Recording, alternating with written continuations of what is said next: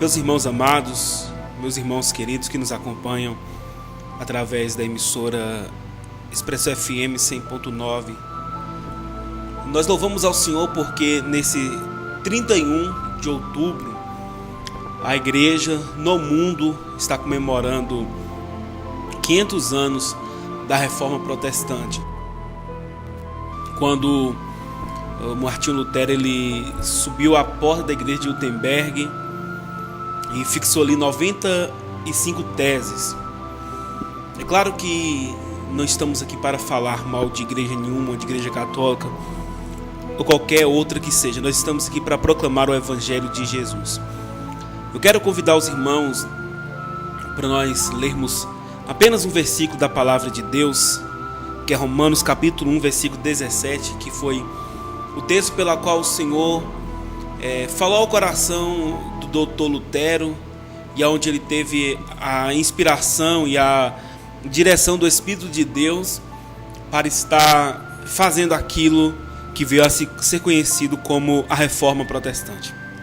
O texto diz o seguinte: mas o justo viverá pela fé. Apenas a parte B do versículo eu citei, que diz: mas o justo viverá pela fé. Irmãos, o cenário a qual Lutero ele vivia, ele era um monge católico, ele era um padre, ele era professor de uma faculdade, ensinava em uma faculdade, era um ambiente extremamente religioso, onde as pessoas viviam com medo da morte, com medo do inferno, com medo de tudo. E ali as pessoas morriam cedo porque as condições eram desfavoráveis, as condições de higiene, as condições de saúde, as pessoas tinham uma expectativa de vida muito baixa, e as pessoas começaram a ouvir o que a religião da época dizia, que era necessário viver nesta igreja, fazer este sacrifício para que pudesse ser salvo. E uma dessas pessoas foi o próprio Lutero, porque ele passou a vida inteira se perguntando o que eu faço para ser salvo, com muitas penitências, dormir no chão, ir para o monastério. Ele vivia uma vida sempre preso ao pecado, e o medo do inferno aprisionava aquele homem de forma que ele vivia sempre em função de uma religião. Embora fosse um homem capacitado pela cultura da época, pela inteligência da época, ele era uma pessoa inteligente, mas no seu coração faltava algo que a religião não pode dar. Se o seu líder religioso fala que você tem que... se você beber esse copo de água, se você orar nessa peça de roupa, se você dar o dízimo, se você fizer isso, você vai ser salvo, ele está mentindo, porque a salvação não vem por meio disso. Lutero estava nessa situação, e parece que quando a gente estuda a situação, o cenário que era daquela época, parece que nós estamos olhando o cenário da igreja atual, onde as pessoas não importam em ser amorais, não importam em ser libertinas, desde que cumpra o ritual, desde que vista essa roupa, desde que fale dessa maneira, desde que vai nessa igreja, e aí pode fazer o que bem quiser, desde que depois venha uma penitência para pagar. E a palavra de Deus não ensina dessa maneira. E um dia o Dr. Lutero, ele, estudando a palavra, ele se deparou com esse versículo: mas o justo viverá pela fé. E algo falou ao coração, é claro que foi o Espírito de Deus que falou ao coração de Lutero.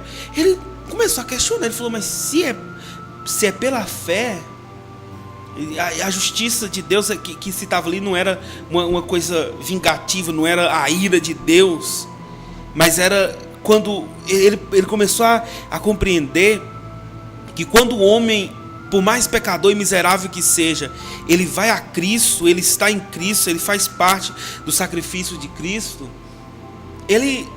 a justiça de Cristo está nele, e o pecado deles foi crucificado em Cristo, e ele então é justificado, mas não por obras.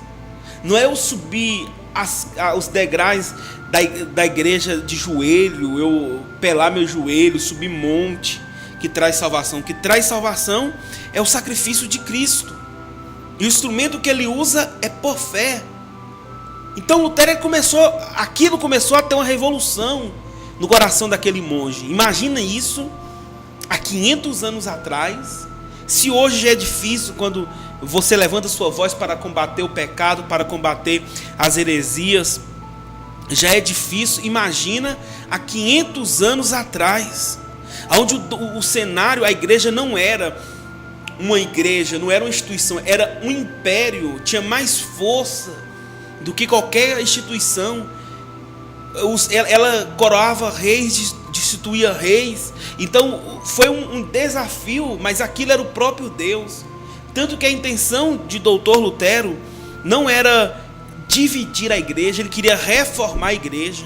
Ele queria chamar a igreja a regressar para o padrão bíblico. Ele queria chamar a igreja a regressar para o padrão escriturístico, seguir a escritura e não seguir o que o homem diz. E nós estamos precisando, irmãos, voltar a isso. É ouvir a voz da palavra de Deus.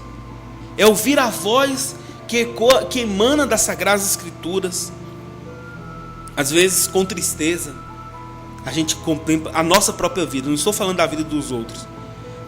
Aonde a gente fala que a regra do evangélico de fé e prática é a Bíblia, mas a nossa vida está tão distante da palavra de Deus que fica difícil a gente acreditar em dizer, a gente dizendo mesmo que a nossa prática de regra e fé, a nossa regra de prática e de fé é a Bíblia.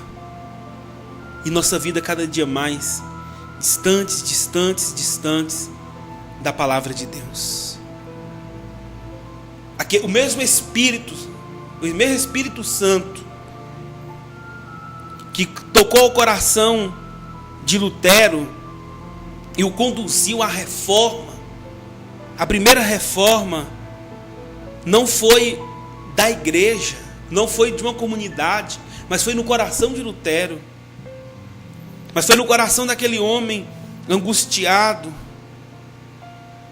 Não foi uma reforma para o Papa, mas foi no coração dele, porque não há ninguém que possa promover uma reforma, não possa promover um avivamento, sem que antes tenha experimentado no seu coração essa reforma e esse avivamento, que não tem nada a ver com barulho e com pinote, mas tem a ver. Eu gostei tanto da definição que o pastor Marcelo deu em um culto de terça-feira. Você não pode perder, irmãos, os cultos de terça-feira. A palavra de Deus tem sido ministrada ali pelo servo do Senhor, pastor Marcelo. Ele falou que avivamento é quando Deus faz uma cirurgia. Ele abre o nosso coração, o nosso peito, arranca o coração de pedra e coloca um coração novo. Isto é avivamento. É um novo nascimento, é um trocar de coração.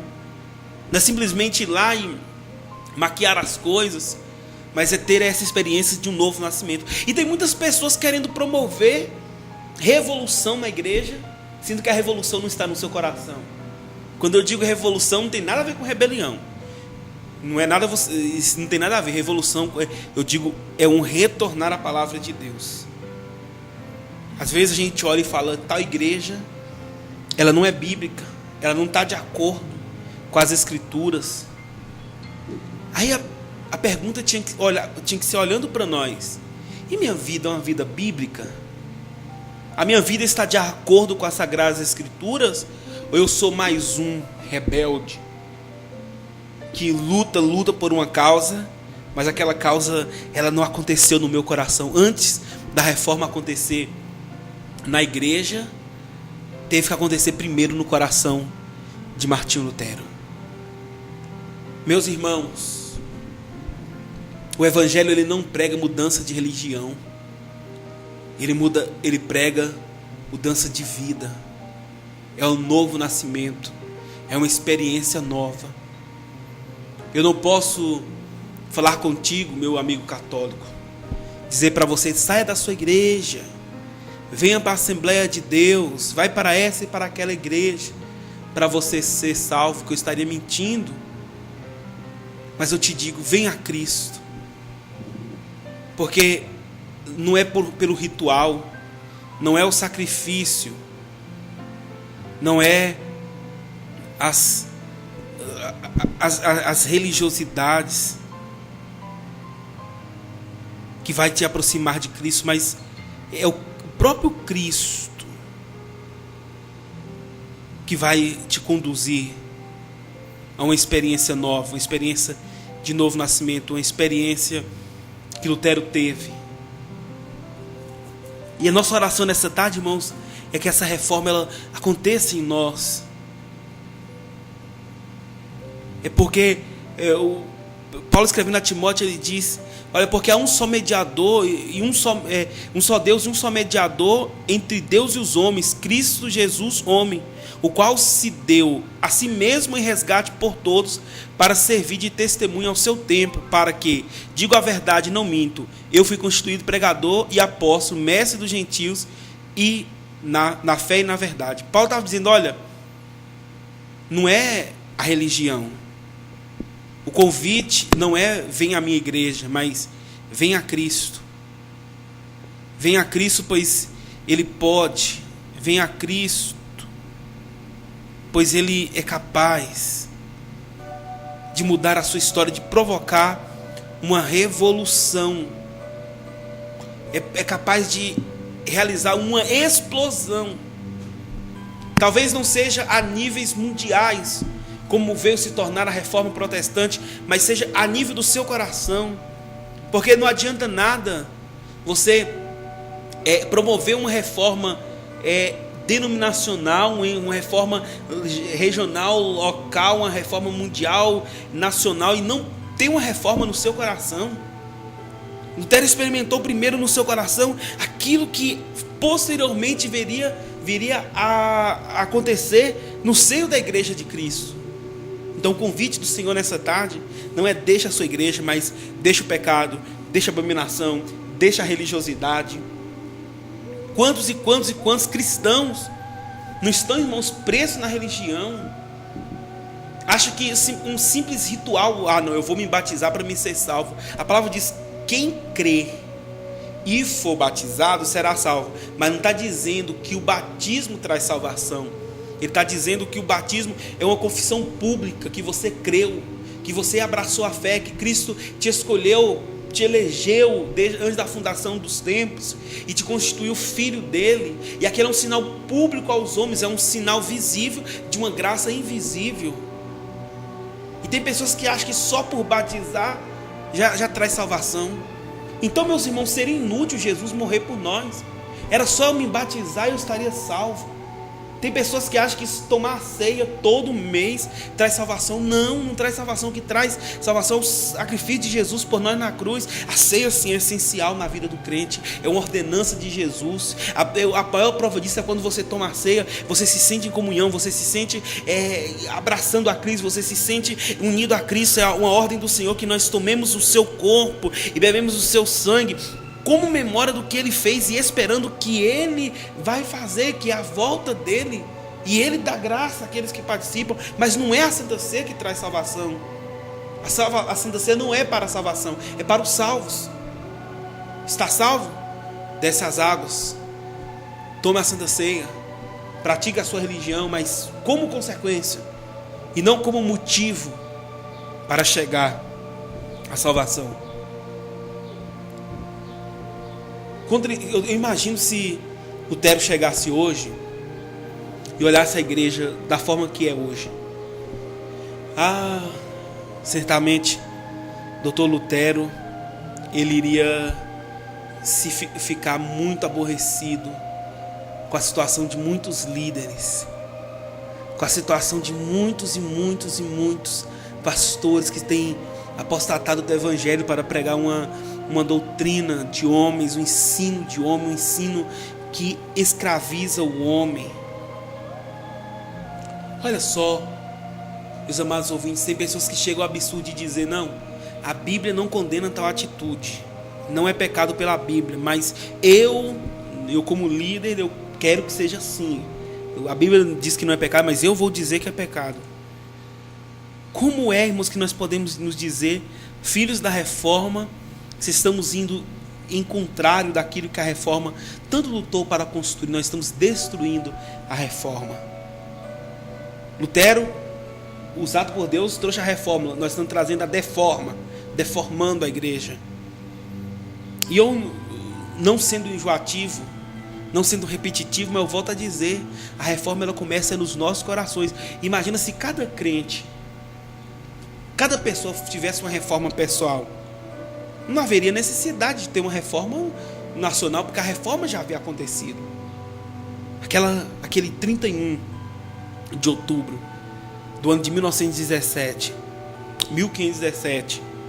na capela de Wittenberg, quando Lutero fixou aquelas 95 teses, combatendo as heresias e os desvios da época.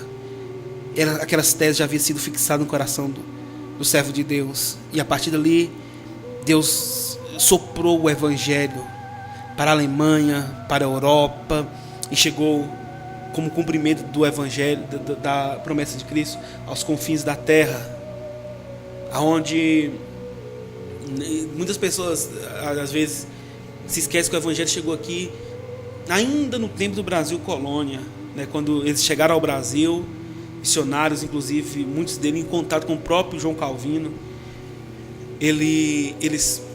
muitos deles morreram, deram a vida, da onde deu origem à Confissão de Fé de Guanabara. Deram a vida porque não quiseram abrir mão de pregar o Evangelho.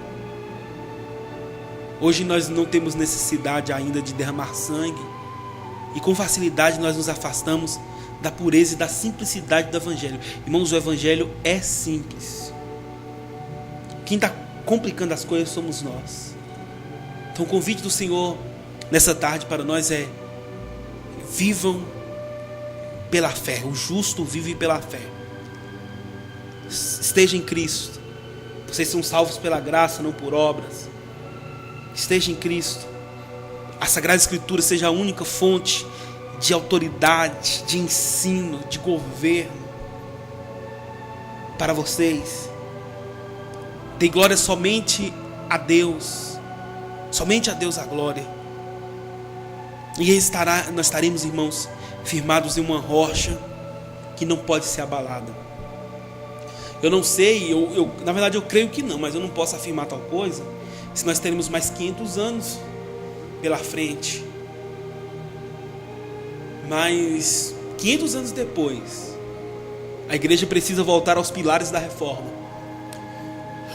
Precisam voltar aos pilares essenciais do Evangelho. 1500 anos após o início da pregação do Evangelho, a igreja precisou de uma reforma. 500 anos depois da reforma, nós necessitamos hoje de voltar aos pilares da reforma, voltar aos pilares da igreja primitiva. Precisamos, meus irmãos, estarmos reformados em Cristo. Reforma, se você pegar uma reforma de uma casa mesmo, dá trabalho, dá mais trabalho reformar do que construir. Mas dá trabalho, mas o resultado é satisfatório. Então, oremos ao Senhor nessa tarde, que Ele conduza a nós como seus filhos e aos ministros do Evangelho, como conduziu ao Dr. Lutero e conduziu a tantos homens e mulheres de Deus ao longo da história da cristandade, e que nos conduza hoje, 500 anos depois dele ter levantado, que Ele serve o fiel, que Ele também nos levante como atalaia, como pregoeiro do Evangelho, não um Evangelho falso, não um Evangelho hipócrita, mas o Evangelho que vivamos. Eu convido você a orar comigo nessa tarde. Ó Deus Pai, em o nome bendito de Jesus, nós oramos, Pai, nesse 31 de outubro, dia em que há 500 anos atrás acontecia um grande mover do Senhor, numa terra distante daqui, num país distante daqui, num continente distante daqui, mas os ecos da reforma chegou à nossa nação. E sim, Pai, nós queremos ser reformados por Ti. Pai, nós queremos experimentar de um avivamento para a igreja no Brasil, para a igreja em Mambaí, e sobretudo para cada um de nós como igrejas de Cristo. Pai, eu falei, eu creio nisso, que não é mudança de religião, mas é mudança de vida, é uma vida nova, é uma vida experimentada no poder de Jesus Cristo, é uma vida experimentada através da palavra de Deus, em adoração a Deus. Ó Deus, é a Ti que nós queremos adorar nesse dia. Lutero não tem mérito, Calvino não tem mérito, a glória e a adoração sempre será para Ti. Porque sem o Senhor e sem o Teu Espírito, eles não passariam de homens quaisquer. Seriam apenas mais um monge, apenas mais um homem. Mas nós louvamos ao Senhor porque o Teu Espírito Santo soprou para a Tua igreja um avivamento, soprou para a Tua igreja força e graça. E é isso, Deus, que nós precisamos nesses dias, de homens corajosos que tenham coragem de modificar o sistema religioso a qual estão inseridos, onde diz que a religião é quem endireita o homem, a religião é quem salva o homem, mas isso, Deus, 1000 vezes não é verdade. Pai, que o Senhor coloque em cada um de nós a consciência de quanto nós somos pecadores e de quanto nós precisamos de Jesus. Pai, abraça o Teu povo, abraça os servos que estão nos ouvindo agora, abraça a Tua igreja, para que nós sejamos filhos do Senhor em obediência, andemos. Ó Deus, abençoa a Tua igreja sobre a face da terra, Deus. Pai, abençoa, tira a corrupção do meio da Tua igreja, tira, meu Deus, a idolatria disfarçada, meu Pai, de boa religião no meio da Tua igreja. Tira, meu Deus, em nome do Senhor Jesus, as máscaras de bom evangelho. Joga por terra o falso evangelho, o anticristo no meio do Teu povo. Pai, eu sei que é um tempo onde o Senhor prometeu que nós veremos a diferença entre o justo e o injusto, entre o que serve a Ti e o que não serve. Esse tempo, Pai, eu creio que é chegado.